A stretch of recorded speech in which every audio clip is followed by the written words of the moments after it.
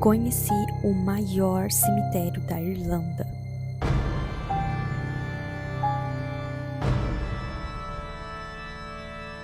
E nesse dia eu descobri que Glasnevin não é apenas um cemitério, é um museu a céu aberto.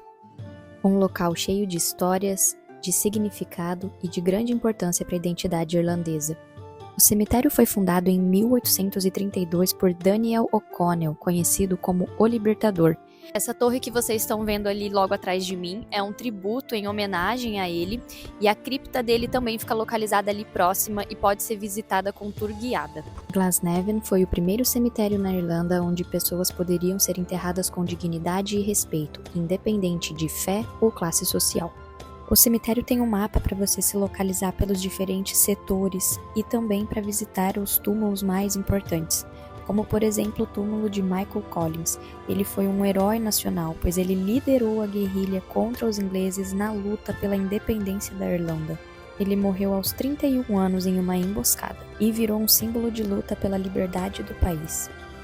Outro nome importante nessa luta foi a Condessa Markievicz. Ela era uma das líderes do movimento sufragista. Para quem não sabe, foi um movimento, considerado a primeira onda aí do feminismo, que lutou pelo voto das mulheres e pela participação política das mulheres. Então ela foi sim uma figura muito importante para a história da Irlanda. Durante a emblemática Revolta da Páscoa de 1916, a Condessa lutou ativamente. Ela vestiu o uniforme e foi como subcomandante para os campos de batalha. Além de muita história, dá pra ver alguns esquilinhos mais fofinhos. Olha o esquilinho fazendo as coisinhas de esquilinho dele. O local é super bem cuidado, arborizado, e então alguns animais ficam bem confortáveis e à vontade pelo cemitério. A gente também aproveitou para visitar o Jardim Botânico Nacional da Irlanda, porque ele fica anexo ao cemitério e a entrada também é gratuita. Então no local você pode tanto passear pela área externa das estufas, vendo os jardins, quanto também visitar a parte interna. O jardim foi fundado em 1795, é tempo pra caramba, e também conta com cerca de 20.000 plantas. Com certeza eu quero voltar e fazer um passeio só no jardim, porque tem muita coisa pra ver.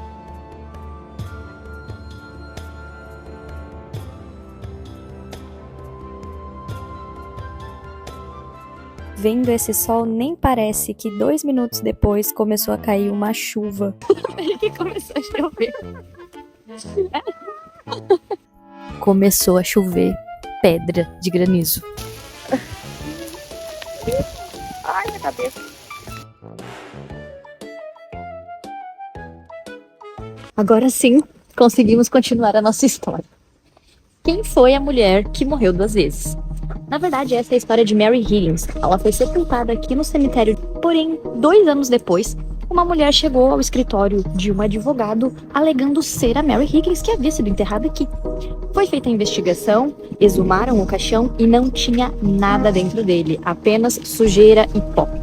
Então foi descoberto um esquema de fraude.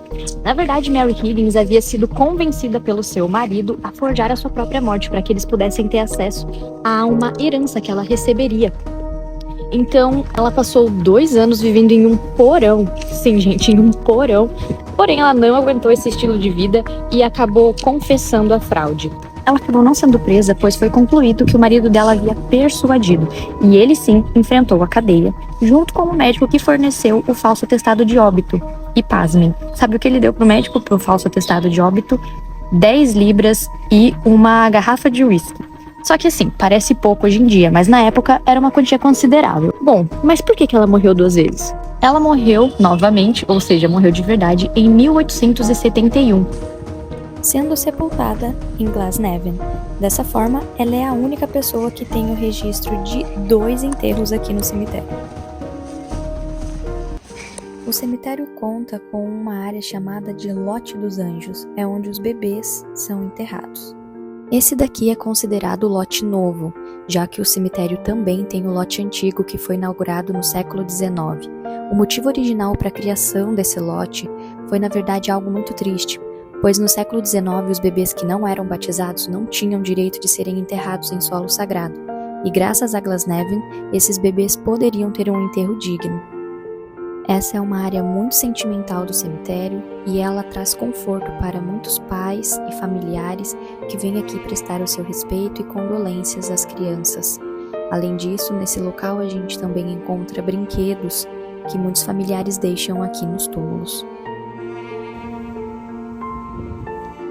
Acabou que durante a nossa visita conhecemos o Martin, um morador local apaixonado pela história do seu país e pelas histórias que Glasnevin carrega. E ele resolveu compartilhar com a gente algumas dessas histórias. Vamos conferir? This is Martin, and he was explaining to us this grave. Can you introduce yourself? So basically, this grave here, it's a very poignant grave because it's a grave of Grace Gifford. So Grace married Joe Plunkett. Joseph was one of our revolutionaries. I think he was 29 years of age. Revolution began on the Monday, the 24th of April. The surrender was the 29th of April. She had to get married, got the wedding ring in Grafton Street. She ran up to Conhecemos jail. There's a little chapel in there. She got married. There was a little small service. It wasn't a great wedding ceremony really because there was British military surrounding with fixed bayonets, with weapons, you see. So basically, the marriage took place at 12 o'clock in Conhecemos jail. At 2 a.m. that morning, she had to go back to the cell to her husband for a final goodbye. It was a 10-minute goodbye. At 4 o'clock the following morning, her husband was executed. So she's what you call a maiden, the wife, and the widow in one day. In one day. Wow. So it's a very sad story. It's a beautiful love story as well, and it's also a tragedy as well. She never remarried. The song, for anybody over there in Brazil, that if you like the song called Grace by Jim McCann, it's one of my favourite songs. Absolutely beautiful. It's a love song. It's about the love story there, really, and it's timeless. It's absolutely timeless. Beautiful, you see. Just for the record, all of you over there in Brazil, there's 1.6 million in the cemetery. It's what you call an acropolis, or a city, a city of the dead. And there's 800,000 unmarked graves, and the headstones all face the east in expectation of the resurrection. The sun rises in the east. Yes. So do you wait for the return of the Son of God? Beautiful, isn't it? Yes. That's what you want. So it's a beautiful, calm place, and it's filled with history. Yes. All of our history. We have our Civil War graves, War of Independence. We've got poets, playwrights. We've got 2 presidents. And also the largest monument in the cemetery, Daniel O'Connell, is there. The tower itself is the tallest monument in Ireland. It cost £18,000 or 13 million. Is it possible to go? There's stairs, your steps and stairs. You had to book into the Glasnevin. Okay. It's a lovely view. The windows upstairs at the top face north, south, east and west, and they gave it a 360-degree viewpoint of the whole cemetery, and also for the greater Dublin as well. It's a lovely place. They say you can see the Moran Mountains as well. Gente, nós estamos indo agora para túmulo de poeta, que ele é muito fã e ele acha que a gente deve conhecer este túmulo. And he wrote a poem called The Rising of the Moon.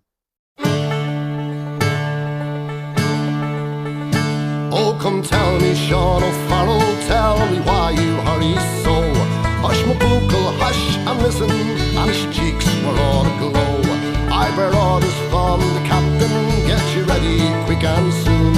For the pikes must be together at the rising of the moon. Ah, nice. Every day's a school day. Yes, it is. You learn something new every day. Robert Dwyer Joyce is from Limerick, and his poem is beautiful. It's to do with the 1798 rebellion, and the poem is called The Wind That Shakes the Barley.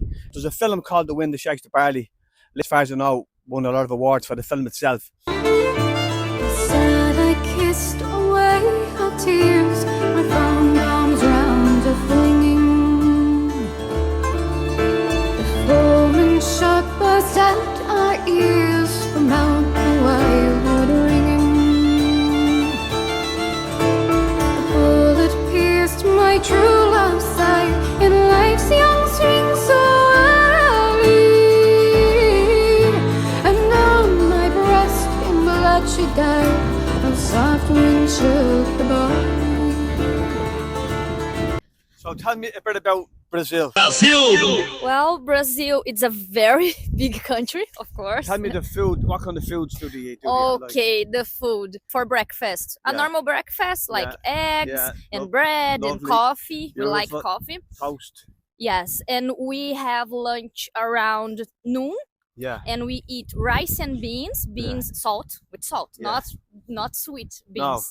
Rice and beans, and meat. We have a lot of vegetables there. We ate lettuce, and Yeah. that's a normal plate. We also like juice, tropical fruits juice. Oh, very good. Very Yes, good. Yeah, we pineapples, drink a pineapples. lot of pineapples Lovely. juice, passion Is that all fruit juice. native for Brazil? Is it? Oh, Yes, very we good. have access to tropical Yeah. fruits, so it's for us that's a normal, let's say, a meal. As a matter of fact, it's called a garden cemetery. Yeah. It's designed as a Victorian garden cemetery, so that they create this nice feeling of melancholia. That when you walk around the graveyard, you don't feel too sad or feel too lonely.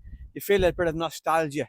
That's a lovely place. It's a lovely, relaxing place, you know, It and is. it's a nice place for reflection as well.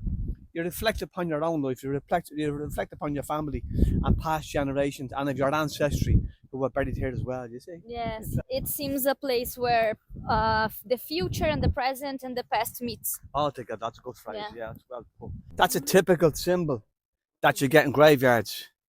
So it could represent our own mortality. We're only made of clay, or it could also represent body snatching. They were stealing the bodies for the medical profession. They were coming in at night and robbing the bodies. You see, they were selling them to the medical. They were getting £2 per body for the schools, the anatomy schools. So body snatching was big business in Dublin. Vamos ver. Tem epitáfio que ele acha bem bonito aqui. So it says here, in all your mirth remember death, 'tis certain all must die. Here and doth lie, dissolved to dust, and so must you and I. In Brazil, a band made a song called Epitaph. And in Portuguese, good. yes, in Portuguese, they say in the music, they go like, I should have loved more, cried good. more, see the sunrise. Very good. And he goes on. It's a very beautiful song. Every day's a school day. Every day is a school day. Nós estamos indo pra tumba mais antiga. Basically, we're at this is the first grave in Glasnevin, the 22nd of the 2nd, 1832, and this is the old gate there, the old cemetery gate here. You see, that's the old cemetery gate. It's 124 acres now. It's the largest graveyard in Ireland. So let's finish the video around here. Thank you so much, Martin, for all the information. Pleasure. Do you want to say anything for I want to Brazil? say hello to everybody in Brazil, and please come over to beautiful Ireland. We have lovely, believe it or not, it's May, and today these guys have witnessed, had hailstones, we've had rain, and we've had sunshine. So within the scope of 2 to 3 hours, we'd have different seasons. So everybody come over for your holidays. I'm going in now to the Gravediggers pub. It's 1833, and it's just adjacent to the gate here. And the Guinness is the best Guinness in Dublin, I think. Wow. Thank you so much, Martin, for the tour, for the cookie. Been a pleasure. Been a pleasure. Bye, guys. See you. Take care.